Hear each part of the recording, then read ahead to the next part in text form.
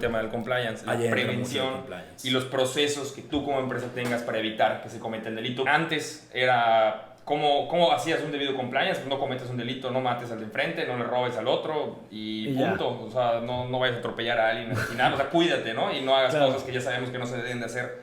Al día de hoy ya no es así.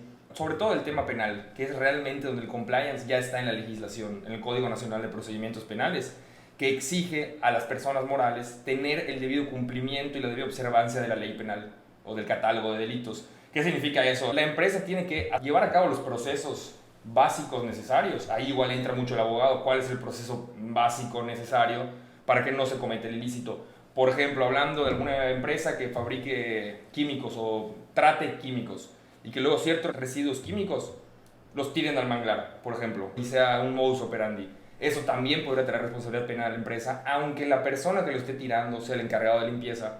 La empresa no tiene los debidos procesos y la observancia de la ley penal, es decir, el hecho de que haya alguien que le diga esto tú no lo puedes hacer, y necesitamos crear procesos internos para que nuestros empleados, colaboradores, directivos, gerentes y personas relacionadas a la empresa no lo cometan. O sea, nosotros como socios o gente que esté en un nivel de decisión en la empresa tienen que crear estos procesos para que haya gente encargada de revisar que no se estén cometiendo delitos, o sea, de asegurar que no se estén cometiendo. Si aún así se cometen, entonces esos hechos o esos datos de prueba que puedes tener en documentos, en videos, en formatos, en procesos internos de la empresa, van a ser los datos de prueba finales para acreditar que tú tuviste toda la observancia de la ley, intentaste que no se cometa, llevaste a cabo las reglas y los seguritos que tú puedas poner en la empresa para que no se cometa y aún así se cometió. Entonces, ahí ya estará exento de la responsabilidad penal la empresa o los socios de la empresa. Responsabilidad penal. Responsabilidad penal, responsabilidad penal. Que eso es muy importante en el compliance.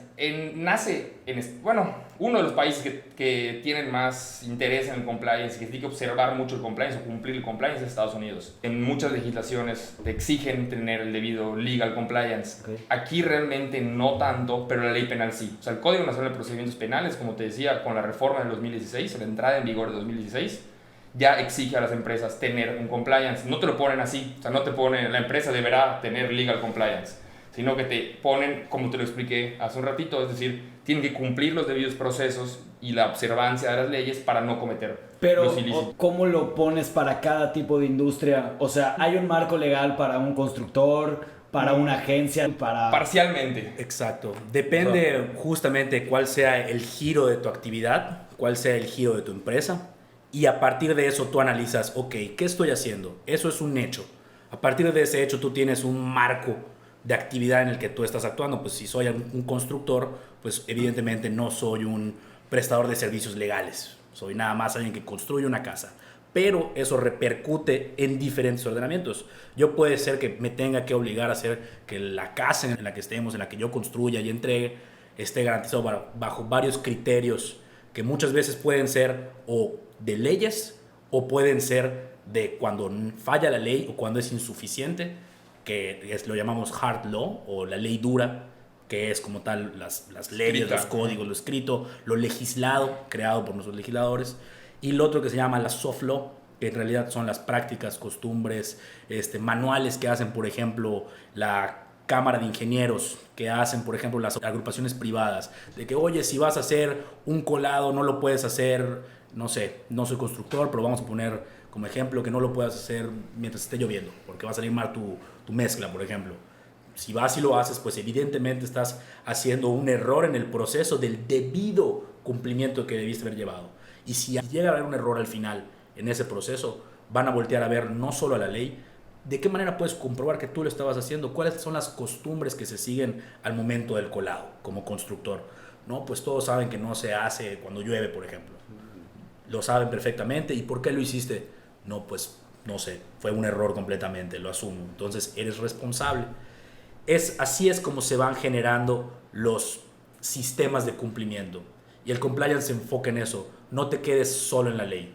Parte primero desde el hecho que estás realizando y analízalo desde ex ante, antes de que lo hagas, ex post, ya que lo hiciste, y dentro de tu organización, ad intra, o desde fuera de tu organización, ad extra. ¿Cuándo va a pasar el hecho? ¿Antes o después de que ya se dé? ¿Y de dónde va a venir ese riesgo? ¿Dentro de tu organización o quizá desde un proveedor del mismo cliente que te lo pidas que lo hagas. Y esa es la manera en la que debes aproximarte al problema o al hecho. ¿Cómo voy a cerciorarme de tener un debido cumplimiento? A partir de lo que yo esté haciendo. Dentro de ese contexto en el que yo lo esté haciendo, tengo que analizarlo de esa forma.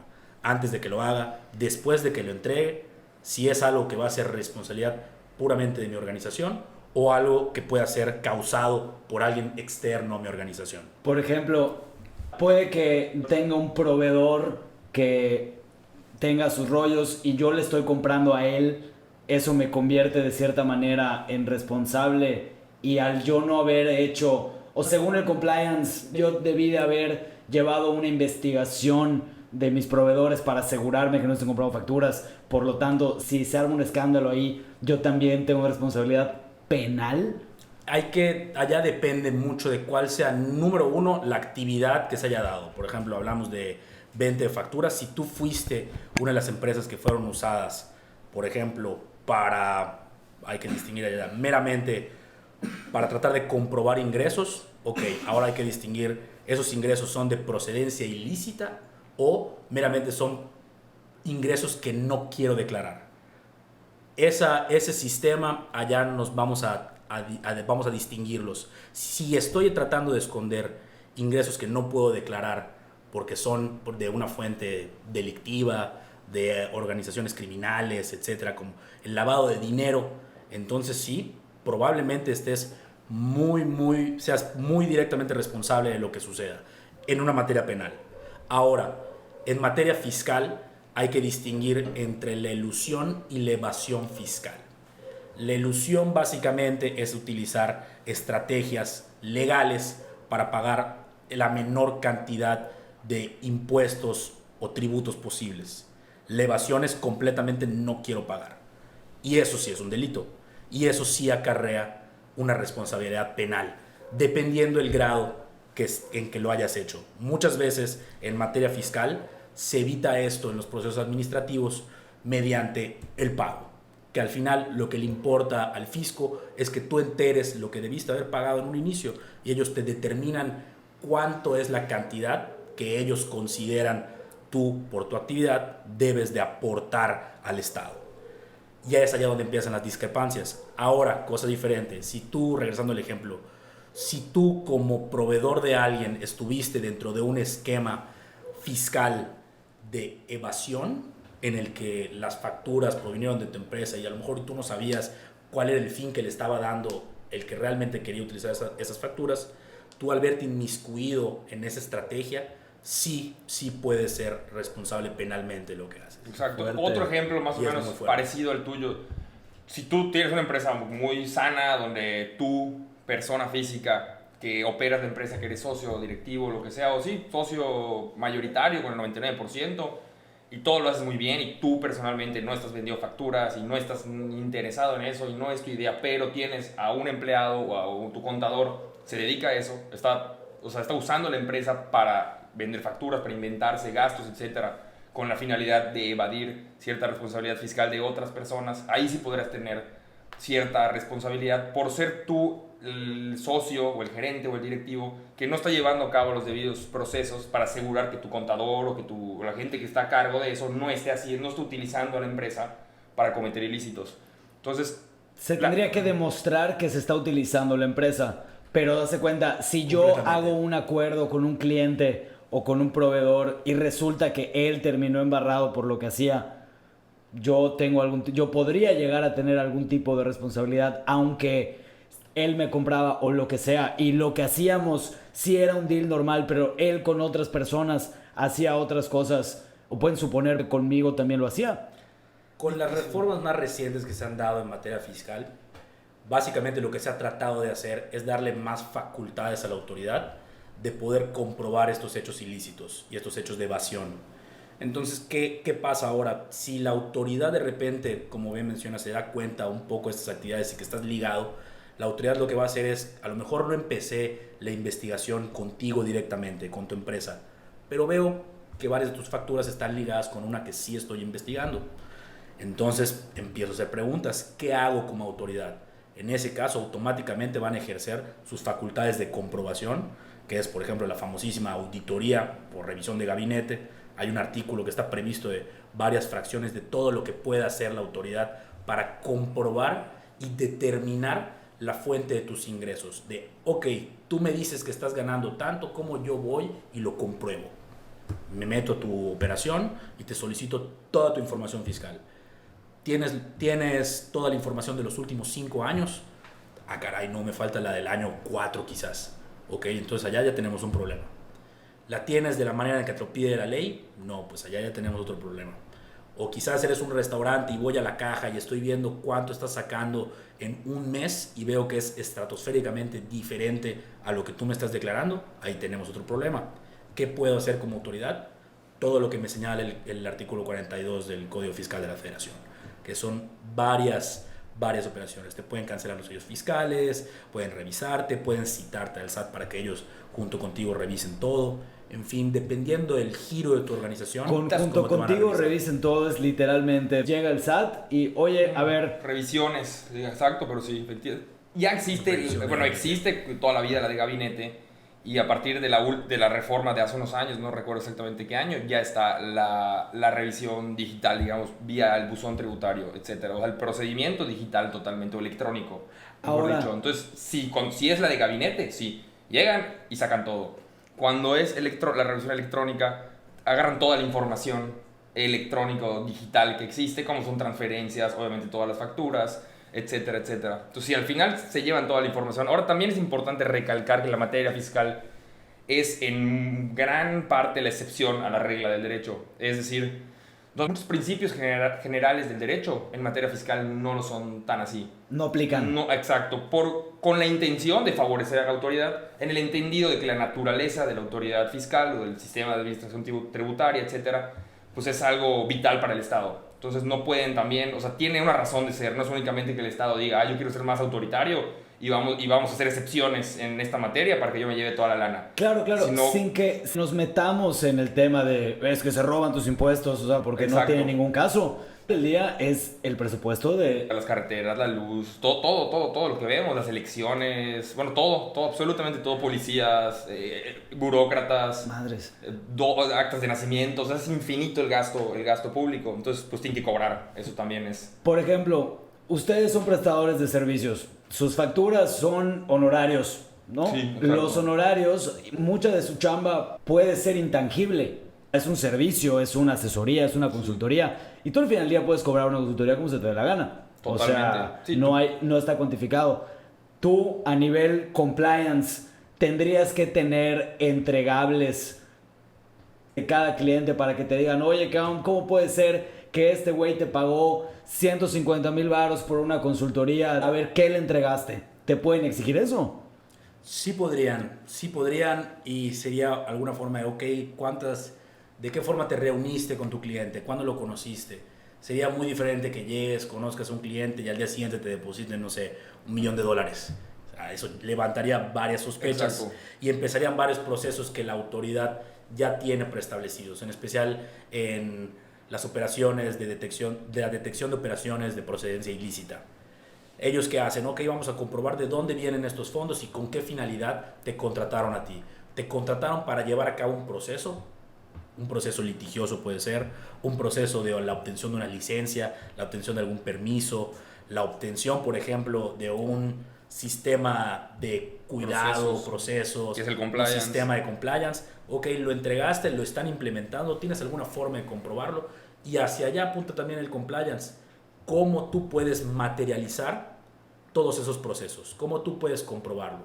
Nosotros, por ejemplo, ¿cómo lo hacemos? Desde la primera reunión con el cliente, que pueden ser desde, ok, nos reunimos un día, nos presentamos, tú ya me platicaste qué quieres, ¿qué elaboramos al final de esa reunión? Una minuta que te le envié a través de canales institucionales, de mi correo laboral y no mi correo personal, porque es muy diferente. Te lo envié todo siempre dentro del contexto profesional. Y allá ya hay un historial que se está dando, una prelación de hechos. ¿Qué fue primero? ¿Llegaron y te pagaron nada más? ¿O hubo una reunión que tú puedes comprobar que se dio? Y al final tú estás llevando a cabo todos esos actos. Si tú al final llegas con la autoridad y están en un proceso de comprobación y le presentas todo es historial de hechos, una carta de intención, minutas de reuniones, preacuerdos, cotizaciones, presupuestos. Todo eso debe estar documentado, entregado y que venga de los canales institucionales de tu organización como prestador de servicios. No mames, güey, tengo tanto que hacer. O sea, me pongo a pensar esto y digo, bueno, al final del día, si en algún momento me veo inmiscuido en algo así, pues puedo decir, mira, pues ve todos los artes gráficos que generé, ve todos los videos que generé, ve todas las pautas que saqué a ciertos sitios web, a cierto tal y tal, pero tengo que tener ese control también. Exacto. Y es también, por ejemplo, en el caso nuestro, al menos del despacho, la minuta inicial, que pues parte de la primera reunión con el cliente, se vuelve la cotización al final. Digo, y eso nos sirve a nosotros en el proceso interno. Es decir, hablas con el cliente, te explica qué necesita, pero luego tienes que, o sea, del todo el rollo que te explica, pues tienes que luego concretar, ¿no? Ok, ¿cuáles son los problemas y cuáles son las posibles soluciones? Entonces, de la minuta, pues ubicamos los problemas. Con base en eso, entre los socios platicamos cuáles son las posibles soluciones para plantearlas en una cotización y ahí obviamente indicarle al cliente cuál es el costo de esos servicios, costos adicionales, etcétera, etcétera. Claro, claro. Digo, es una pregunta complicada, ¿no? Pero generalmente, ¿quién es su cliente? O sea, ¿cómo funcionan ustedes? Está bastante dividido realmente al día de hoy. Te podría decir que tenemos casi un 50-50, ¿no? Ahora, las personas físicas que atendemos tienen una operación empresarial. Es decir, por temas de, bueno, no 100%, en muchos casos, por temas de cierta informalidad, que a veces pasa mucho aquí, sobre todo en Yucatán, deciden nunca constituir, siempre mantenerse, por ejemplo, con el tema del negocio inmobiliario. Pues tienen predios, tienen varios predios, unos los desarrollan, los rentan, otros los venden, compran otros, etcétera, pero al final lo hacen con su persona física.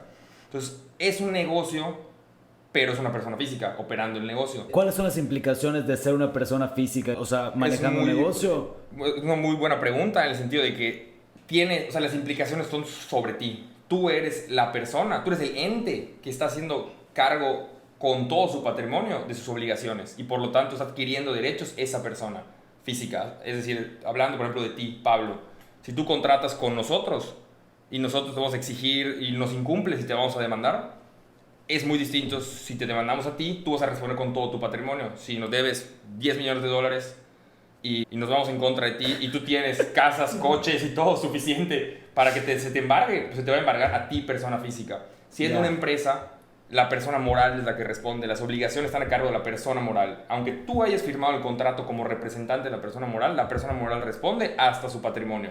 Entonces, si tú no tienes activos, exactamente. Esa es la diferencia, en mi opinión, la principal, hablando del tema puramente legal o puramente de derechos y obligaciones. Que el que se hace cargo, el que obtiene los derechos es esa persona, esa físico moral, y el que hace cargo a las obligaciones es esa persona físico moral. También hay otro tema bastante importante, en mi opinión, el tema fiscal. Las repercusiones fiscales. Es decir, tú puedes tributar como persona física en ciertos regímenes y la persona moral en otros distintos. La persona moral deduce ciertas cosas, la persona física también deduce, pero otras. Ahí hay muchas implicaciones. Con el nuevo régimen simplificado de confianza también adquiere, en mi opinión, como que balancea un poco la balanza en ese sentido. Porque antes, pues la persona moral era lo ideal, al menos en mi opinión, para hacer un negocio. Por ejemplo, voy a construir 10 casas y las voy a poner en renta. Pues entonces la persona moral es la propietaria, cualquier problema es con la persona moral, ella deduce vehículos, gasolina, teléfonos celulares, de todo, sueldos, etcétera, y paga impuestos con base en la utilidad. Es decir, gana, deduce y luego paga. Ahora con el nuevo régimen simplificado de confianza, ya no deduces, pero pagas un porcentaje muy bajo, o al menos en mi opinión bastante bajo, de impuestos que rondan alrededor del 2%, dependiendo de ingresos, etcétera. Que al final es un RIF diferente. Sí, exacto. O sea, sí, exactamente. Es un nuevo régimen, uno adicional que se crea. Entonces, como te decía, principalmente la diferencia es el tema de derechos y obligaciones. Lo adquiere un ente, que es un ente jurídico, que sería la persona moral, o la persona física, la persona como tal. Entonces, eso yo creo que es lo más importante. Y como te repito, el tema fiscal, que va cambiando día con día. De repente, probablemente, en mi opinión, antes era muy beneficioso, pues, que cualquier negocio lo hagas vía la persona moral. Hablando del tema fiscal, ahora con este nuevo régimen, si estamos hablando de los temas que abarca el nuevo régimen, pues podrá convenir más la persona física. Imagínate que tú tienes un negocio en donde todos tus ingresos son fiscalizables porque son digitales, son a través de un e-commerce. Pero tú produces algo artesanal y te lo pagas en efectivo porque no te puede facturar. Entonces, si tú en ese caso eres una persona moral, vas a tener el 100% de tus ingresos fiscalizados. Exacto. Y tus gastos, un pedacito. Entonces, te va a matar el ISR. Efectivamente. Sí. O sea y ahí es donde entra la importancia de tener un buen fiscalista. De que él entienda todos estos hechos, toda la situación concreta en la que estás y te defina, oye, te conviene más estar como persona física en este régimen, como persona moral en este otro, o sea, o ir viendo qué es lo que acomoda más. Y ahí es donde yo creo que se vuelve pues muy dañino el hecho de que muchas personas deciden por sí mismos autoasesorarse cuando no son abogados y no son fiscalistas, hablando del tema fiscal. O sea, por ejemplo, yo mismo como abogado y socio del despacho, etcétera, cualquier tema fiscal lo consulto con mi asociado fiscalista. O sea, no me lo aviento yo. Y aunque estamos metidos en los temas, conocemos los temas, los entendemos, pues el experto es el fiscalista. Entonces yo creo que ahí agarra mucha importancia la profesionalización de la labor de las empresas, de los negocios, que eso es lo que buscamos nosotros con el despacho. Es decir, o sea, que la persona o la empresa pueda tener un ente jurídico que le pueda proporcionar asesoría profesional en todas o la mayor cantidad de ramas del derecho posible, teniendo un experto que se encargue del asunto. Es decir, no somos expertos en todo yo y Guillermo, somos los socios, nosotros recepcionamos el problema, si lo atendemos in-house, si es de los que ya sabemos que o lo hago yo o lo hace Guillermo, lo arrancamos.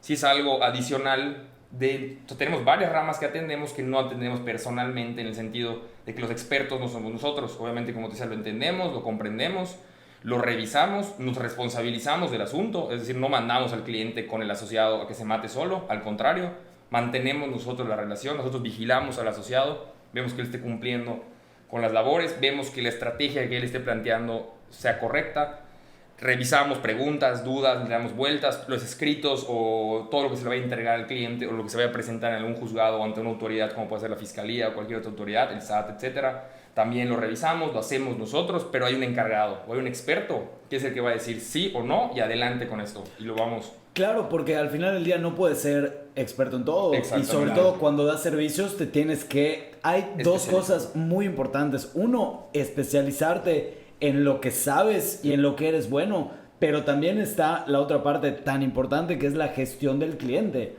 que es al final del día lo que hacen ustedes. Es, oye, tú llegaste conmigo, probablemente vayamos a ver diferentes temas, pero yo te puedo proponer una solución integral. Yo confío en ti, yo te lo voy a explicar a ti y no voy a ver a esa otra persona. Tú te vas a entender con esa otra persona y tú conoces el tema. O sea, tú entiendes lo que yo te explico y lo que yo necesito y tú conoces la parte técnica del tema que chance yo no conozco y ya se lo puedes explicar a él y vigilar que lo haga bien. En vez de que yo vaya directo con él, que no lo conozco, no entiendo, no sé cómo me va a cobrar, yo le explique y luego me entregue algo y digo, no es lo que yo quería y no nos entendemos, sino lograr ese canal de entendimiento con un profesional que sería el despacho en conjunto, que sería el ente que recibe el problema, y luego un profesional específico en resolver ese problema de manera concreta, con todo ese know-how. Que es ahí en donde realmente generas valor, el cliente. Exacto, y que no tenga que estar perdiendo el tiempo. O sea, ahorita, eso es muy importante. Y justamente nuestra filosofía y en cuanto a nuestro valor agregado es que no tengas que tocar 2, 3, 4 puertas por un hecho, por algo que quieras realizar que sea jurídico. Yo sé que necesito obtener, por ejemplo, un permiso, una licencia, un aviso de funcionamiento para abrir una tienda, para empezar a distribuir mi producto, N cantidad de cosas. Y tú llegas y me puedes preguntar, abogado, necesito obtener esta licencia. Ok, pero para obtener esa licencia necesitas una serie de requisitos que tienes que cumplir. ¿Los tienes, no los tienes? Nosotros, de cualquier forma, puede ser que nos llegas a pedir nada más solo el trámite o un contrato nada más, pero como valor agregado y dentro de nuestra filosofía está entregarte un servicio integral. No solo te estamos entregando lo que nos pediste, te estamos entregando un diagnóstico. ¿Un diagnóstico de qué? Diagnóstico de riesgos. Oye, vimos que necesitabas este aviso de funcionamiento, pero puede ser que dentro de 30 días, un mes, 2 meses, 3 meses, 6 meses, 5 años, probablemente vayan a tocar la puerta a alguna otra autoridad, algún otro cliente, un proveedor que te vaya a reclamar sobre lo que estés haciendo en ese contrato. Y nosotros es allá donde entramos y te decimos, ok, ya pensaste en esto que a futuro vas a necesitar, o ya tienes esto que vas a requerir y te van a preguntar en algún futuro que debiste haber tenido desde el inicio. Y es visto siempre desde una óptica tanto de un área que es, como bien mencionaba Patricio, no es nuestro fuerte, por ejemplo, el área fiscal, pero vamos y consultamos. Y es muy diferente la parte de la estrategia fiscal a la parte procesal fiscal. Es muy diferente igual la parte contractual nada más a la parte litigiosa de exigir un contrato y su cumplimiento. La parte contractual es armar el contrato. Exacto. La parte litigiosa es si alguien incumplió, exigir. ¿Cómo lo vas a exigir? Okay. Exigir el cumplimiento de las obligaciones y derechos plasmados en ese contrato. Y es muy diferente decirlo. Nosotros como abogados, cuando redactamos un contrato, nuestra primera obligación es blindar lo más posible a nuestro cliente en lo que pueda. ¿Para qué? Para darle la menor cantidad de armas posibles a nuestra futura o posiblemente futura contraparte. Y la mayor cantidad de armas, a su vez, al que vaya a ser, ya sea nosotros en la parte litigiosa, ya en un juicio, o a quien vaya a representarlo. Nosotros, por ejemplo, no nos iríamos a representar directamente a un cliente en materia constitucional, ya en un amparo, por ejemplo. Ahí iríamos específicamente con un experto en materia penal. Tenemos asociados que se dedican exclusivamente, por ejemplo, a amparos en materia energética. Oye, tengo una empresa de paneles solares que está trabajando para instalar una planta de cogeneración. Pues sabes qué, nosotros te ayudamos con el tema de tus proveedores, la operación general de tu empresa, cómo lo necesitas, cómo vas a estructurarla, armar tus contratos. Pero, ¿qué pasa si uno de tus proveedores quiere ejercer penalmente contra ti? O, peor aún, el Estado es el que no te está dejando, como pasa mucho ahorita en materia energética. Le está totalmente parado y hay despachos que exclusivamente se dedican a ver temas energéticos. Nosotros ahí vamos a hacer un paso para atrás, delimitar todo el plano que puede pasar de los riesgos que tiene nuestro cliente. Oye, te pueden quitar toda tu operación, te pueden quitar todos tus permisos, puedes perder la empresa, el capital que tiene. ¿Sabes qué? Esta es la persona más indicada para llevar tu caso. Nosotros vamos a estar en coordinación con él, encargándonos de que este caso prospere, de que este caso se lleve, que eso es muy importante en el derecho. No puedes dejar las cosas nada más en el aire esperando a que solas se resuelvan. No, hay que darles un seguimiento. Exacto. Hay que darles ese impulso procesal para que puedan llegar a un fin. El fin puede ser exitoso o puede ser algo no tan exitoso. ¿De qué depende? De todo el proceso, desde lo que hayas hecho en el inicio. Si desde el inicio o hasta antes de empezar con el proceso no tienes toda tu información, por ejemplo fiscal, no tienes toda tu información de seguridad social, no tienes realmente una operación en cuanto a personal y estructura corporativa que pueda comprobarse que es algo que está haciendo realmente la magnitud, y luego llega el Estado y decide decirte, oye, ¿sabes qué? No puede ser que tú lo estés haciendo. No hay forma, no estás comprobándome nada. Entonces tienes que desde antes darle las herramientas para que cuando el experto en materia o cuando se dé el hecho de riesgo, de que, oye, puedes perderlo todo, este experto solo puede trabajar con lo que tú le hayas dado. Nosotros siempre tratamos de explicárselo a nuestros clientes que es algo muy sencillo. Es tan sencillo como acudir al médico de manera regular. Exacto, es como que vayas una vez al año a hacer un chequeo general en vez de que vayas cuando ya no aguantas un dolor. Lo más probable, si ya no aguantas el dolor, es que ya estás en un problema mayor. Es muy diferente ir con una persona porque, oye, ¿sabes qué? Vengo a que me hagan mi limpieza que estaba programada, mis limpiezas que están regularmente programadas con mi dentista. Cuando vaya con el dolor y la infección de muela, me va a salir más caro, va a tardar más el problema, más doloroso. Y obviamente solo un experto lo va a poder hacer. Y va a responder exclusivamente al grado en que tú hayas llegado. O sea, el endodoncista que te saque la muela y te repare y todo, pues va nada más a actuar con el nivel de daño que tengas. Que va a ser muy diferente el de una persona que estuvo yendo regularmente con su dentista a el que llegue nada más con la muela infectada después de años de no haberse mostrado en el consultorio de alguien.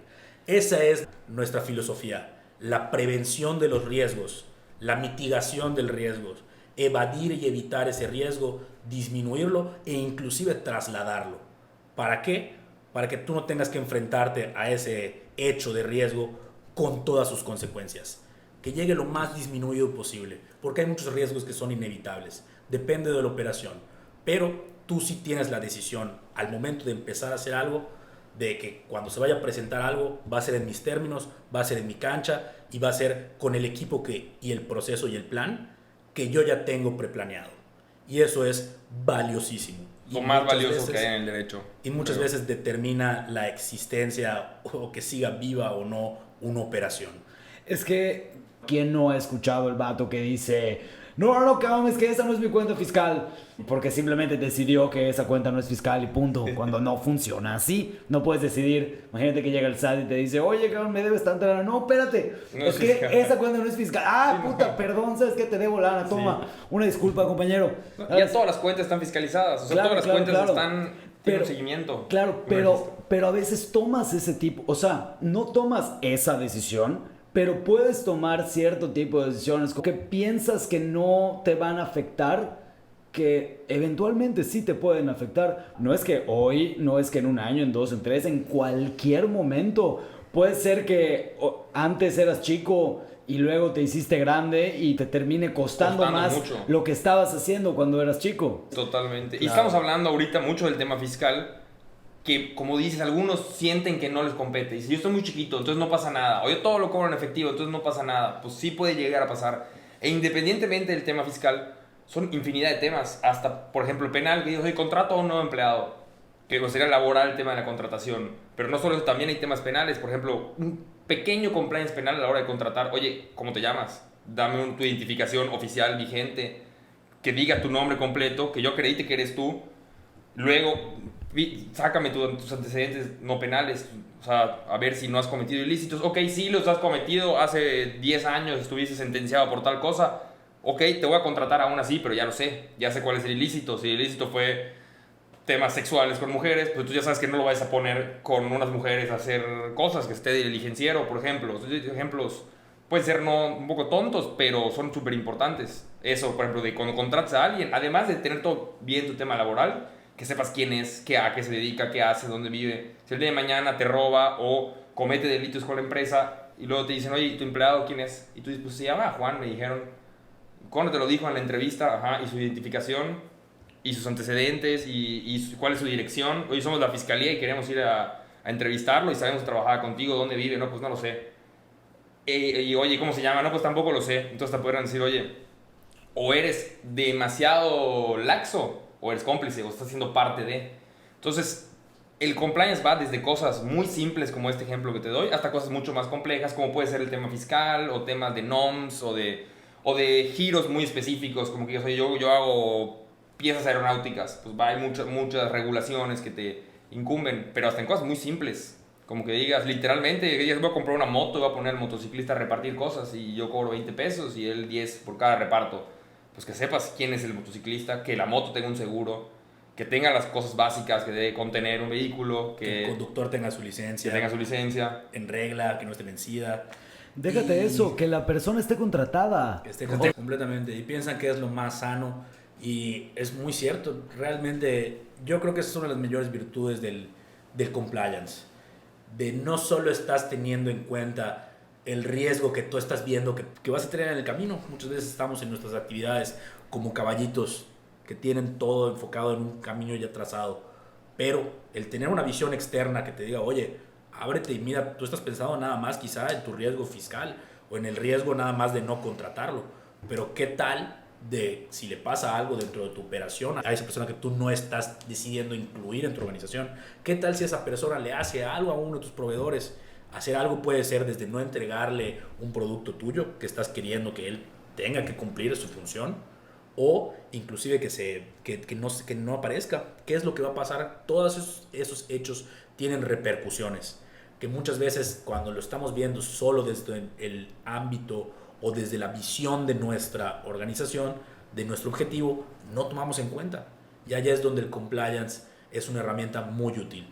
Utiliza a un tercero que se lo esté viendo todo de una visión periférica, que tome más en cuenta los riesgos que puedas tener y que te los organice. ¿Cuál es el que probablemente tú sabes que vayas a incurrir? Porque muchas veces estás haciendo algo que te parece indispensable y quieres evitarlo, pero aún así lo vas a hacer. Ok, y allá es muchas veces como nos decían nuestras mamás de no hagas cosas buenas que parezcan malas. Tan cierto. También es ahora, no hagas cosas buenas que parezcan malas y que no puedas comprobar que eran buenas. No mames. Exacto. Ahora, ese es el mundo en el que vivimos. Realmente. Y es muy cierto. Ese es el sistema al que todos estamos sujetos de manera completamente involuntaria. Y cada vez más. Pero es indispensable y es inevitable. Y nadie es capaz de por sí solo tomar en cuenta todas las aristas, ni siquiera nosotros con el compliance. Y es por eso que nos auxiliamos mucho de expertos que igual nos dicen, oye, no, pero fíjate ya que tu cliente puede tener un problema en materia laboral, que es un mundo en sí mismo. O el fiscal, otro que mundo en sí mismo. Que es un mundo mismo. gigantesco. O nada el más penal, en responsabilidades en materia mercantil, por ejemplo, obligaciones con tus proveedores, con tus clientes, o alguna obligación civil. Todas esas cuestiones es parte de, ok, ¿cómo vuelvo más eficaz mi respuesta a estos problemas? Yo ya los tengo en cuenta, ya los racionalicé y ya tengo una herramienta que me va a ayudar a mitigarlo, eliminarlo, disminuirlo, trasladarlo o de plano evitarlo, eliminarlo. Y finalmente combatirlo con hacer armas. Exacto. O sea, porque ese es otro punto importante. Aún teniendo todos los procesos, todas las prevenciones y todo lo necesario para no caer en incumplimientos, puedes caer en un incumplimiento. O puedes caer con una contraparte que está decidida a ver de qué manera te va a meter la pata y va a sacarte algo por una vía legal. El hecho que hagas todo muy bien no significa que no te puedan denunciar o demandar. Claro. La diferencia va a estar en que ganes o pierdas, o que tu patrimonio se proteja, se acrecenta, o no, o viceversa, que por no haber tenido tú toda esa preparación anterior, pues de repente de un día para otro te das cuenta que tienes un problema fiscal que no puedes comprobar, que luego en el Inter se te crea uno penal, y en el Inter una demanda en materia mercantil, y luego te van 3 empleados, entonces 3 demandas en materia laboral, y cuando te das cuenta estás en un embrollo que no tienes idea ni por dónde empezar. Y aparte tienes que seguir operando tu empresa normal. Además, exacto, y ganar dinero, y pagar a tus demás empleados, etc. Y un poco lo que preguntabas en un principio, de quién es tu principal cliente. Pues hay personas físicas, hay personas morales, pero la característica que todos tienen es que es una persona física o moral o de cualquier tipo que está buscando proteger o incrementar su patrimonio o sus derechos en materia penal, por ejemplo, que proteger sus derechos. Entonces, al final, ¿cuál es la labor nuestra como abogados? Entrar en ese ente que está buscando cómo proteger y o acrecentar su patrimonio y o derechos, ver cuál es su actividad, qué es lo que hacen y nosotros encargarnos de irlo blindando. O sea, no llegar y decirte nada más, estás jodido prácticamente, tienes un montón de posibles riesgos. No es tan así, sino de, a ver, tú explícame toda tu operación y nosotros nos vamos a hacer bolas con cuáles son todos tus riesgos, cómo podemos ir asegurando ciertas cosas y ya luego lo consultaremos contigo en el sentido de, a ver, tienes todos estos problemas y estas son todas las soluciones o procesos para asegurarte. Vamos a llevarlos a cabo. Ya si tú dices, no, pues no me interesa, pues ni modo, ya sabes que son tus riesgos, ya sabes que tienes muchas cosas que te pueden complicar la operación y tú estás decidiendo a sabiendas no atajarlos, pues bueno, ya eso es tu problema. Pero es nuestra chamba, claro, es identificarlos y atajarlos de la mejor manera posible. Acá la palabra clave es posible problema. Yo llego con ustedes y les digo, oigan, yo hoy opero de esta manera. Cada uno funciona de esta forma. ¿Cómo estoy? Y ustedes me van a decir, tienes que tapar acá, tienes que tapar acá. Si llega a haber un problema, estás blindado. Si no hay problema, acá hay 2 maneras de verlo, que es cómo contratas un seguro. Puedes decir, oye, qué mamada, ¿para qué contrato un seguro si nunca lo voy a utilizar? Cuando es al revés, reza todos los días para que nunca lo tengas que utilizar. Justamente ese es un ejemplo buenísimo y precisamente como un seguro que te da la póliza con base en un riesgo y la probabilidad del riesgo que tú vayas a incurrir en ese. Nosotros hacemos ese diagnóstico de todas esas operaciones que tienes, nosotros lo analizamos, lo aterrizamos en un entregable y te decimos, oye, mira, nos dimos cuenta que tú te centras principalmente, vamos a decir, en la distribución de productos. Tu distribución de productos son a este tipo de clientes finales y tienes por este producto esta suerte de efectos secundarios que le pueden dar a los clientes.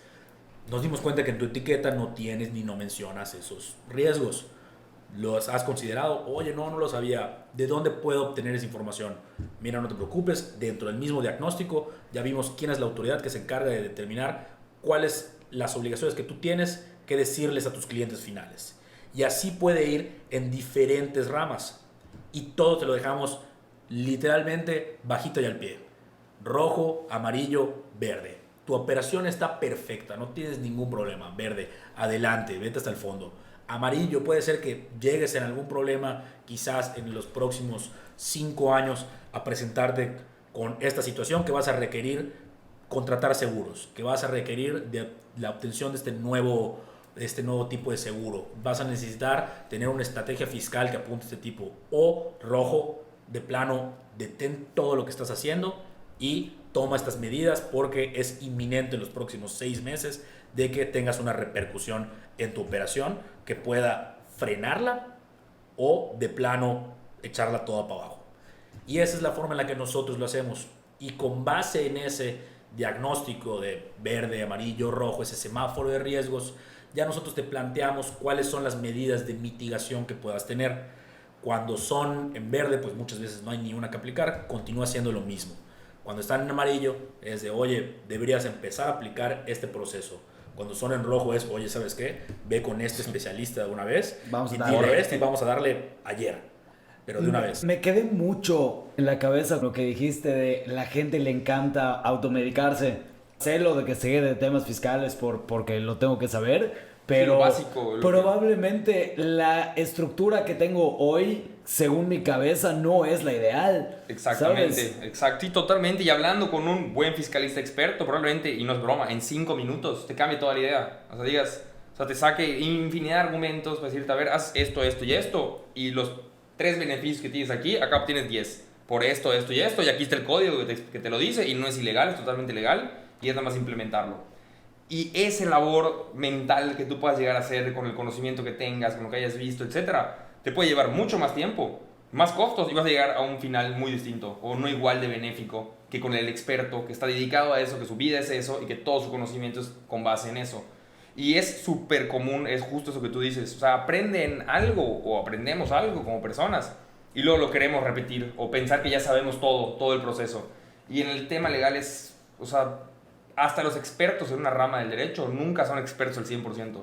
Yo te puedo asegurar que el mejor abogado en materia de litigio civil, pues siempre va a poder perder un asunto con alguien que le encuentre algo, que logre argumentar algo mejor, o simple y sencillamente porque el juez así lo determinó. Es una persona que ve cosas, escucha argumentos, se basa en lo que dice la ley y resuelve, pero al final es una persona. Entonces, ese poco conocimiento que como personas o como empresarios puedas tener, si lo intentas tú ejecutar y protegerte con eso, estás totalmente inseguro. O sea, yo te puedo asegurar que aunque seas un gran empresario con 50 años de experiencia, la ley cambia todos los días, literalmente todos los días. O sea, hay reformas a la ley, hay jurisprudencia que explica ciertas cosas, hay contradicciones. O sea, es infinito el derecho, está en constante movimiento, es además creado por nosotros. No es como la física, por ejemplo. Oye, si yo tiro mi celular, se va a caer al piso, o sea, no hay otra. Y si hay algo en medio, pues va a caer en esa cosa que esté en medio. El derecho de un día para otro puede ser distinto, puede ser completamente distinto, como por ejemplo pasó en el tema penal. Con la reforma, con la entrada en vigor del nuevo Código Nacional de Procedimientos Penales, cambia totalmente todo el enfoque. O sea, los principios rectores del proceso penal son otros. No tengo idea de lo que acabas de decir. ¿Cómo? O sea, entra una nueva ley, que es el Código Nacional de Procedimientos Penales. De entrada... ¿Cuándo fue esto? 2016, entra en vigor. El cambio básico principal de entrada es que dejan de existir los códigos locales de procedimientos penales. Por ejemplo, en Yucatán teníamos el Código de Procedimientos Penales del Estado de Yucatán y se vuelve materia federal. Es decir, cada uno de las entidades federativas que tenían su propio código que les decía cómo iniciaba el proceso penal y cómo terminaba, ahora ya no. Y ahora va a ser un código que le va a decir a toda la federación cómo inicia y cómo termina el proceso penal. Un anillo para gobernar a todos. Más o menos. Exactamente. Por un lado, pero además de eso, el derecho está basado, por lo tanto, en derecho penal, en principios rectores. Es decir, ¿cuáles son poder asemejarlo como a los valores? Por ejemplo, en materia penal está la inmediación, la publicidad. ¿Qué es la publicidad? Que las audiencias son públicas. Con base en eso, hacen cada uno de los artículos donde tengan que especificar que las audiencias tienen que llevar a cabo ciertas formalidades, que pueden ingresar ciertas personas, que se van a grabar, que van a quedar registradas en un documento, en audios, que los abogados pueden pedir los audios y los videos de las audiencias, y así, con cada uno de los principios rectores del procedimiento. Entonces, como te explico, cambian por completo. Antes las audiencias eran privadas en el proceso anterior, ahora son públicas. Antes era todo por escrito, ahora es todo o lo más que se pueda oral. De entrada, las audiencias son orales. Por eso los mortales solamente dijimos, no, es que los juicios ya son orales como en Estados Unidos. Sí, a huevos. O sea, no son como en Estados Unidos, porque en Estados Unidos hay un jurado. El jurado, que es un grupo de personas, que es el que se le expone el planteamiento, decide si eres o no culpable y luego el juez especifica la sentencia. Con base en la decisión del jurado, define ya cómo te va a ir el tambo, por así decirlo. Te va a ir 10 o 12 años. Que me enjuicie un grupo de mis pares, ¿no? Ajá, exacto. Esa es la idea de Estados Unidos. La verdad, yo no la comparto, no la entiendo. O sea, está bien que te enjuicie gente. O sea, no está bien que te enjuicie gente tus pares. Está bien que pueda haber gente que opine sobre tu actuar. Que tus pares opinen o den un argumento o una opinión sobre tu actuar. Pero no que sean los encargados de enjuiciar, porque al final no conocen el derecho, no conocen el proceso, hay muchas, no tienen la experiencia. Están completamente sesgados. Esa es la razón de ser de los diputados y senadores que legislen. Es decir, que tus pares, digo en teoría, esa es la razón de ser, no de que así sea, que tus pares creen las leyes para que luego un experto en aplicarla la aplique. No que tus pares digan si lo que hiciste estuvo bien o no. Digo, ese es un tema ya más profundo, esa es mi opinión. Hay muchos que opinan al contrario. Serás que cancelado por este comentario. Puede ser. Hay muchos que opinan que es una maravilla el tema del jurado, pero al final, regresando a lo que íbamos, llegó un momento en el tiempo, que fue hace poco, hace unos años, en el cual el código que nos regía el proceso penal se volvió otro, con otros principios, con otros plazos, con otros términos, con otras autoridades. Desaparece la Procuraduría y se crean las fiscalías, que la organización de la fiscalía es otra. Desaparecen las procuradurías y empiezan las fiscalías. Ajá, el proceso penal tiene una característica que no todos los procesos tienen, que hay una autoridad adicional en el proceso, o el procedimiento, mejor dicho. Es decir, el procedimiento inicia ante una autoridad que no es jurisdiccional, o sea, no es un juez. Tú inicias la denuncia, tú interpones la denuncia o la querella en la fiscalía, ante un fiscal investigador o fiscal en jefe. El fiscal integra la carpeta de investigación hasta comprobar el cuerpo del delito y la probable responsabilidad del imputado. Y llegando a ese punto, se judicializa en la audiencia inicial y ahí entra el juez de control. Es decir, ahí aparece por primera vez el juez. Por ejemplo, nosotros tenemos muchos asuntos penales que no hemos llegado con el juez. Estamos en la etapa inicial con la fiscalía. Una vez que la fiscalía, logramos probarle a la fiscalía o acreditarle el cuerpo del delito, es decir, se cometió un delito y la probable responsabilidad, es decir, esa persona es probable responsable, que eso se acredita con los datos de prueba que estén integrados en la carpeta de investigación y punto. No es con lo que opine el cliente o lo que piense el de enfrente, son los datos de prueba, que ahí se pueden incluir testimoniales, documentales, periciales, etc. Pero al final, con base en eso, se llega o no ante el juez. Antes también se llegaba ante el juez en algún momento procesal, pero el que hacía toda esa chamba inicial era una procuraduría. Eso cambiaba mucho, eran procuradores que dependían del Ejecutivo. En teoría ahorita no dependen del Ejecutivo, en la práctica más o menos. En el caso de Yucatán, estaba la policía ministerial, eran ministeriales los que hacían la chamba. Al día de hoy es la policía estatal de investigación. Bueno, los que hacen la investigación como tal de campo. Es decir, al día de hoy los fiscales le solicitan a los agentes o a la dirección de la policía estatal de investigación que lleve a cabo los actos de investigación, los desahogan y se lo entregan al fiscal. Como decía, antes era la procuraduría la que le solicitaba a los agentes, a los ministeriales.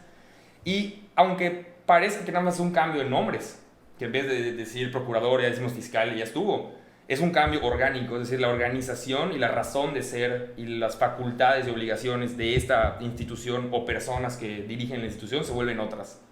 Por lo tanto, como abogado, pues todo eso lo puedes estudiar, tienes tiempo para hacerlo, es nuestra chamba. Tú como empresario, pues no tienes ese tiempo para, o sea, no nada que ver, ni estás enterado que cambió el sistema penal. Pero esa famosa expresión de en México eres culpable hasta que no se demuestre lo contrario, era más o menos así. No al 100%, pero te puedo decir que sí, en el proceso anterior. Ahorita es al revés. O sea, ahorita con la mínima duda razonable que le puedas poner al juez de que no se cometió el delito, no se cometió y punto. Y aunque puedas decir es que parece que sí, todo indica que sí, pero hay una pequeña duda. O sea, al juez le logras meter una duda y la persona no va a acabar en la cárcel. Entonces se vuelve es otro el enfoque, por lo tanto es otro el estudio, por lo tanto son otros los conocimientos, otros los plazos. Entonces necesitas tener un experto que se dedique a eso. No puedes tú decir, yo voy a ser el experto, entonces voy a chutar un nuevo código así nada más, ¿no? Pero voy a estudiar por si tengo un problema penal. Pues no, obviamente no. Puta, lo voy a ver en YouTube, ¿no?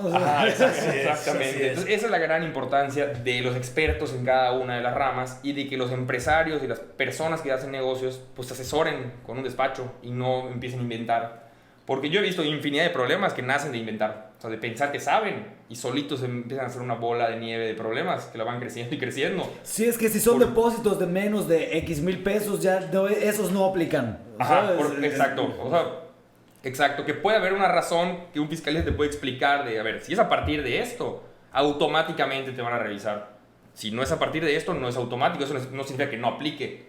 se van a ir acumulando y pueden llegar a hacer una revisión de ese dinero y a ponerte un crédito fiscal por ese dinero. Y no vas a poder decir, no, es que me dijeron que no aplicaba.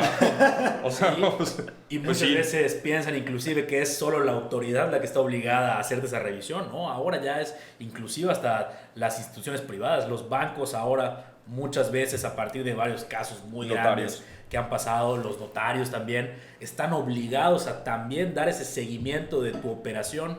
¿Por qué estás haciendo esto? ¿De dónde vino tu dinero? ¿Qué vas a hacer con ese dinero? ¿Cuál es la finalidad de esta transacción?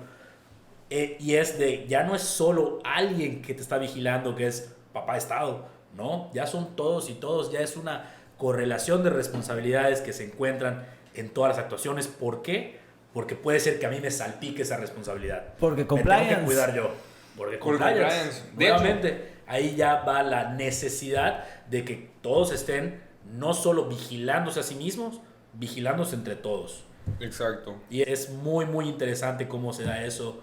Es una medida, se me hace mucho más eficaz, en muchos casos ineficientes por las deficiencias que presenta la ley, de cuál es el proceso que deben de seguir. Puede ser algo más tardado ahora, por ejemplo, hacer una transacción internacional que antes era bastante sencillo. Ahora, por las tecnologías que existen, es fácil pasar una X cantidad de dinero de un lado de aquí a China y traer tu mercancía, pero también por esa misma tecnología es más fácil que el Estado, que instituciones privadas, que tus clientes, que sus proveedores puedan estar monitoreando igual esas operaciones y entre ellos puedan estar midiendo sus riesgos. Y muchas veces, si alguno de tus proveedores detecta algo irregular contigo, puede ser que tú no directamente estés haciendo negocios con él, pero ellos se hayan percatado algo extraño, decidan, oye, ¿sabes qué? Veo que hay este problema ya, prefiero echar unos pasos para atrás, tú compruébame por qué eso que estás haciendo está de acuerdo con las leyes, porque si no lo está, mi operación se va a ver en problemas y yo no voy a poner en riesgo mi operación. Muchas gracias a Dios. Y haya una infinidad de negocios que se caen ahora por eso. Hay personas que muchas veces no están ni siquiera conscientes de que existen restricciones para hacer negocios, por ejemplo, con ciertos países. Corea del Norte, Irán, más recientemente Rusia. ¿Qué pasa si todos estos años tuviste operaciones y tus dos principales clientes son rusos y norteamericanos? Muy probablemente tengas que hacer una decisión muy difícil o crear un esquema de comprobación en el que tú no estés directamente inmiscuyéndose en las operaciones de tus clientes rusos. De, oye, yo les vendo a estos, pero no incumplen con ninguna de las restricciones que tú le has puesto a esta nación y a los empresarios de esta nación. Por lo tanto, puedo seguir llevando negocios contigo. ¿Qué te va a decir tu cliente norteamericano? Perfecto, muchas gracias por proporcionarme esta información. Vamos a continuar haciendo negocios. Y eso en el plano internacional es muy importante. En el plano nacional está más aterrizado, por ejemplo, a los problemas que tenemos, los problemas de seguridad. Cuando estás tratando de dónde viene tu dinero, de dónde vienen tus proveedores, de dónde vienen tus socios, tus inversionistas, de dónde viene el dinero que están utilizando. Todo eso tienes que tener un cierto marco de comprobación y un sistema para, de manera eficaz, pronta, expedita, extendérsela a todos. Aquí está, es pública, aquí está mi responsable, aquí está la forma en la que hago negocios y está más que comprobada y respaldada por todos estos procesos que no de un día para otro hice. Claro. Esa es un poco la visión que tratamos de extender y no solo nosotros, muchos. Esto empezó muy recientemente, esta disciplina del compliance. México es nueva, ni creo que ni nueva podríamos decir, están haciendo, ¿no? O sea, no existe o existe muy de una manera muy pequeña, la ley todavía está empezando a preverlo, como te digo, el Código Nacional de Procedimientos es una de las leyes que lo prevé, pero muy pocas, o sea, o ninguna. O sea, la exigencia del compliance es mínima. Y hasta definirlo es un problema porque muchas personas dicen, ok, para muchos el compliance es nada más una norma más en materia financiera. Por ejemplo, las casas de bolsa, los corredores de bolsa son los que deben de tener en sus organizaciones un oficial de cumplimiento, un Chief Compliance Officer. Wall Street, allá es cuando escuchabas en esos círculos la figura de un oficial de cumplimiento. Claro. Ahora ya no, ya con esa responsabilidad que Patricio mencionaba que tienen las personas morales, también en tu operación del día a día, no te digo que debas de tener un oficial de cumplimiento dentro de tu organización, puede ser alguien externo a tu organización que nada más te dé ese sistema. Así lo puedes comprobar, así puedes operar Y en caso de que no puedas operar de esa forma porque no te lo permita tu actividad en ese momento, prepárate para poder mitigar, trasladar o eliminar ese riesgo. Y eso es muy importante, que la mayoría de las personas puedan tener de la manera más consciente qué están haciendo y a dónde quiero ir. Y tiene beneficios adicionales, porque muchas veces la gente no se atreve a hacer cosas. Dicen, ok, yo hasta aquí llego porque no soy una persona moral. ¿Por qué? ¿Y por qué no soy una persona moral? Me da miedo, porque lo desconozco. ¿Y por qué lo desconozco? ¿Qué es lo que desconozco? Los riesgos que implica ser una persona moral.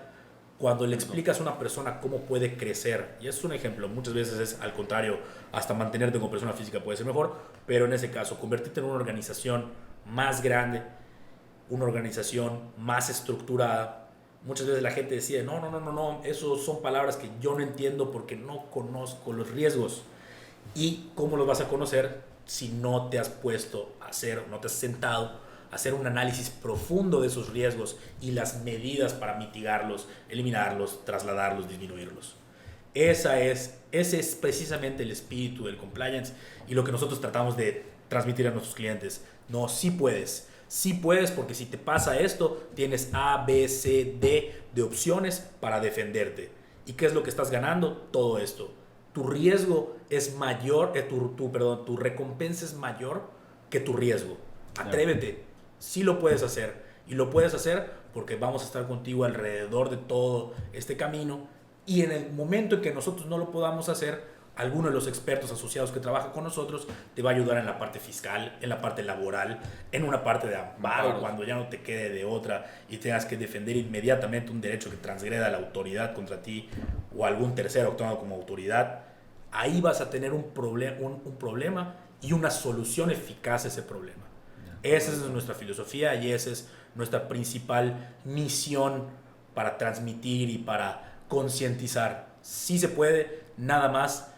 Ve el panorama, analízalo y ejecútalo cuando se dé. Y no lo hagas tú solo, es decir, asesórate. O sea, ten los expertos necesarios. Y como te repito, ni yo te diría, oye, todo lo puedes ver conmigo, Patricio Rubio, no. Ni con nosotros dos nada más, pues todo, no. Con el despacho sí. ¿Por qué? Porque somos los socios, pero tenemos un equipo atrás de expertos en muchísimas ramas del derecho, que entonces ya te podremos asegurar que podremos proteger toda tu negociación y a sabiendas de que va a salir bien y de que hay riesgos, siempre van a haber riesgos, pero irlos previendo, ir teniendo los documentos necesarios para luego ir a un litigio, saber más o menos por dónde podría ir el litigio, qué hay que cubrir, qué necesitamos que nos firme o qué hechos tenemos que llevar a cabo para ir probando cosas que luego vamos a necesitar presentar en un juicio. Y otro ejemplo que no se me pasó a dártelo rapidísimo sobre la necesidad del compliance es la extinción de dominio, que es lo más nuevo, bueno, de lo más nuevo que hay. Extinción de dominio. Se creó una ley que se llama Ley de Extinción de Dominio. ¿Qué es la extinción de dominio? Si derivado de algún proceso penal, algún bien se utilizó para la comisión de delitos o fue adquirido con bienes ilícitos, ese bien se le puede extinguir el dominio, por lo tanto la propiedad o el derecho de propiedad. Ya más o menos en un ejemplo un poco más asentado, si tú estás dando en renta una casa y esa casa estás utilizando como casa de seguridad, prácticamente puedes perder el derecho de propiedad sobre esa casa. Iniciaría primero un proceso penal. Si derivado del proceso penal se acredita que era un objeto para la comisión del delito, se inicia a la par un proceso civil sobre la extinción de dominio. Y literal puedes perder el predio. ¿Qué es lo que te va a exigir el juez dentro de ese procedimiento o proceso de extinción de dominio? Acredítame, más o menos lo mismo que con el tema de la empresa, acredítame que tú hiciste todo lo posible y tú hiciste todos los procesos y cuidados necesarios para que no se cometa el ilícito, para que no sea un bien, para que no sea un objeto de comisión de ilícitos. Si tú lo llevaste a cabo y aún así se cometió, no va a aplicar la extinción de dominio, no va a haber una sentencia donde te quiten la propiedad, la pierdas. Y viceversa, si no logras acreditar qué actos tú llevaste a cabo para asegurar que ese bien no sea objeto de ilícitos, vas a perder el predio, vas a perder la propiedad sobre el predio o sobre el bien en general por no haber logrado acreditar eso. Es decir, no lo tienes que impedir, no tienes que llegar con un rifle y amenazarlos para que no vayan a hacer nada. Pero sí, por ejemplo, que en tu contrato establezcas que cada 6 meses vas a acudir a hacer una revisión al predio, estableces un procedimiento para esa revisión en el propio contrato y el procedimiento lo puedes inventar tú. Es decir, o sea, el abogado, a ver cuál va a ser el procedimiento, te voy a mandar un correo de mi correo que es tal al correo tuyo que es tal y te voy a avisar cuándo voy a ir y a qué hora. Y tú, en vez de que pongamos en el contrato que yo como propietario nunca voy a acceder al predio, no voy a entrar nunca, por lo tanto lo que tú hagas ahí es tu responsabilidad, como a veces muchas veces manejaba. Pues no, tú estableces en el contrato de que vas a acceder al predio cada 6 meses para verificar que no se estén cometiendo ilícitos, mandas un correo avisando que vas a ingresar al predio, vas una vez al semestre, echas un ojo, no necesitas levantar las camas y abrir sus cajas fuertes, porque también el entendido no eres una autoridad investigadora, ni tienes la fuerza pública para hacerlo. Pero necesitas comprobar que lo intentaste, o sea, que tuviste tú un proceso para evitar que se cometa. La autoridad entiende y va a entender, que, como te repito, que no eres una autoridad investigadora ni eres la fuerza pública. O sea, no vas a poder llegar con, por ejemplo, hablando de un tema de drogas, pues no vas a llegar con perros a catear el inmueble cada tercer día. Entonces tu negocio te va a salir más caro ir a catear cada tercer día que pues, rentarlo, ¿no? Pues ya no lo rentas. Y no tienes perros que... Y no tienes perros, exacto. Es comprar quién sabe en dónde, a la CIA o algo así. O entrenarlos. Sacar el bote por entrenarlos. Es nuevamente otra máxima jurídica. Nadie está obligado a lo imposible. Exactamente. No te van a pedir más allá de tus capacidades. La autoridad nada más te pide que dentro de las capacidades que tienes, que estén plasmadas dentro de tu mismo contrato, que dentro de la celebración del acuerdo de dar en este ejemplo en renta un bien, tú hayas tenido la voluntad de, bueno, voy a verificar que tú no estés haciendo nada ilícito, que no estés vendiendo droga en mi predio, que no estés secuestrando gente. Exacto. Que luego lo puedas probar. Es decir, o sea, cuando llegues al juicio digas, a ver, efectivamente se cometió un ilícito en mi predio o se utilizó como un objeto de comisión de ilícitos, pero acá tengo mi contrato ante notario donde establezco que voy a ingresar cada 6 meses. Derivado de eso, acá tengo mis pruebas, que es el correo electrónico enviado desde la dirección que establezco en el contrato a la otra dirección que establezco en el contrato, donde le aviso que voy a ingresar al predio el día tal. Y luego tengo aquí una serie de fotos, o un video, o nada, una fe de hechos notarial, que ya te va a costar, por lo tanto tampoco sería lo ideal, pero unas fotos, un video en el que yo entro, pero que lo tengas checo presente. el predio, y es algo que te puede llevar, ¿estás de acuerdo? Nada, o sea, no necesitas, ¿cuánto te cuesta eso? Nada, que el abogado lo sepa y le ponga 10 palabras a tu contrato estableciendo este proceso, y que una vez al semestre mandes un correo y des una vuelta a tu propiedad. O sea, no te costó pero ni una hora de tu semestre.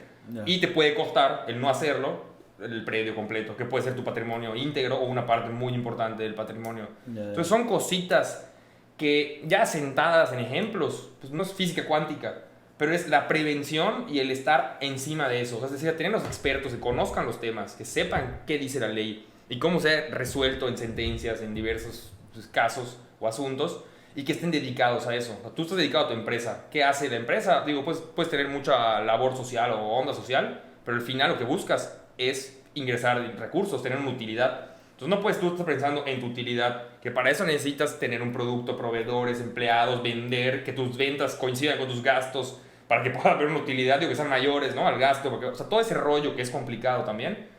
Además de eso, no puedes estar también viendo el tema legal, estudiando las nuevas leyes, viendo las nuevas reformas, haciendo procesos de protección legal en todos los ámbitos, como es fiscal, penal, laboral, civil, mercantil, administrativo, amparo, y hay infinidad. Dependiendo de tu giro, pues puedes ir abarcando otras ramas del derecho. Entonces, esa es la idea nuestra, que la empresa o la persona que tiene negocios o que tiene patrimonio, que lo quiere defender y o aumentar, pues puede acudir a nosotros y nosotros le damos un servicio integral en el cual él esté seguro que se le está atendiendo todo y que esté seguro que tiene a unas personas expertas en derecho tratando de detectar por dónde pueden estar flanqueando, por dónde pueden tener problemas, por dónde pueden estar incumpliendo y lo vaya resolviendo. Y al final, algo que es lo más importante, los costos, que muchos dicen, no, es que no quiero abogados, no quiero gastar. Cuando ya tengo un problema, pues gasto en abogados. Acaba siendo más caro. O sea, como abogado y socio que vemos las cotizaciones, vemos los pros, sabemos todo. Te puedo asegurar, y no es por vender los servicios, te puedo asegurar que es mucho más caro ir cuando ya tienes un problema. Y no solo eso, es doloroso. Y literalmente, como en el médico, es doloroso. O sea, si te quitan un predio porque están cometiendo delitos, te juro que no vas a poder dormir un buen rato, güey, cuando estás en el inter de ese proceso. O si tienes un problema penal por algo que no revisaste, o sea, no vas a estar tranquilo mínimo 6 meses o un año o toda la vida, o vas a acabar en la cárcel. Y cosas más simples, ¿no? Como, no sé, que el SAT te vaya a cobrar, pero vas a estar un rato viendo si sí o si no, probando, vas a dejar de trabajar y cuando te vas a quitar una la nota que te costó trabajar. Y justamente en cuanto a aterrizar, ¿qué es algo que se vuelve bastante doloroso para una persona que tiene una actividad económica, que tiene un negocio? ¿Qué significa que sea más doloroso? Que todo tu tiempo se va a dedicar a resolver ese problema. ¿Qué implica que tu tiempo se dedique a tener como prioridad la atención de ese problema? Que descuidas toda tu operación Y por lo tanto, no solo perdiste el tiempo que obviamente dedicaste a atenderlo, perdiste el tiempo que ibas a tener en el futuro para avanzar en otras áreas tu operación. Esa es al final nuestra misión. ¿Cómo podemos hacer que tú te enfoques a lo tuyo? El zapatero a sus zapatos. No te preocupes por la materia jurídica. Para eso estamos nosotros y los expertos en el despacho, para que solo te tengas que ocupar de lo tuyo. Y tengas atrás o al lado tuyo, tengas atrás a nosotros respaldándonos, y al lado tuyo un manual que te diga, ok, en caso de que pase A, B, C o D, cómo voy a reaccionar a ellos, a quién le voy a llamar, cómo lo voy a atender y qué es lo que estoy ganando. Tiempo. Ese tiempo me va a permitir a mí poder destinar a un abogado que sí le estoy pagando, pero puede ser que ese dinero que le estoy pagando al abogado es mucho menos de lo que estoy recuperando por el tiempo que le sigo dedicando a una operación. Y eso es muchas veces muy difícil de dimensionar hasta que ya te llegó el problema. Claro, y también hay muchos esquemas de cómo cobrar, pero generalmente cuando tú das servicios, al final del día cobras tu tiempo. Entonces, claro, no es que yo quiera ganar más, no es que te estoy cobrando mucho, es que pues mi hora vale X cantidad que yo la calculo, ustedes la calculan, y si yo ahorita te hago este proceso de prevención, le voy a tener que invertir X cantidad de horas, y si tengo que sacar del problema, o sea, no solamente Exacto. van a ser horas mías, sino voy a tener que agarrar horas de X cantidad de personas para sacarte el problema, y por eso Exacto. te va a salir tan caro. No porque te voy a cobrar más porque estás desesperado. Exactamente, Claro. exacto, que es algo muy importante. Y además no es el mismo costo de la hora si es algo contingente. O sea, a veces el sábado a las 12 de la mañana que te estás yendo a la cárcel en ese momento porque no hiciste algo bien. No es lo mismo que nos digas el lunes, oye, checa esto que estoy haciendo, a ver cómo está, dedícale todo el tiempo que tú necesites y dime si está bien o está mal, y si está mal, ¿qué hacemos? Puede ser que me va a llevar 10 horas todo el análisis y te va a cobrar X cantidad, y que probablemente atajar el problema un sábado a la medianoche, o digo, un día el que sea, o a una hora la que sea, me digo, ya me estoy yendo a la cárcel, ya llegaron una orden de aprehensión, y probablemente no se va a resolver al mismo tiempo, pero suponiendo que se resuelve al mismo tiempo, esas horas van a ser más costosas. Claro. Porque va a haber que mover a mucha gente, va a haber que estar viendo qué está pasando, yendo, viniendo, no estaba programado. O sea, al final se vuelve más costoso para el despacho, por lo tanto, pues para el cliente también.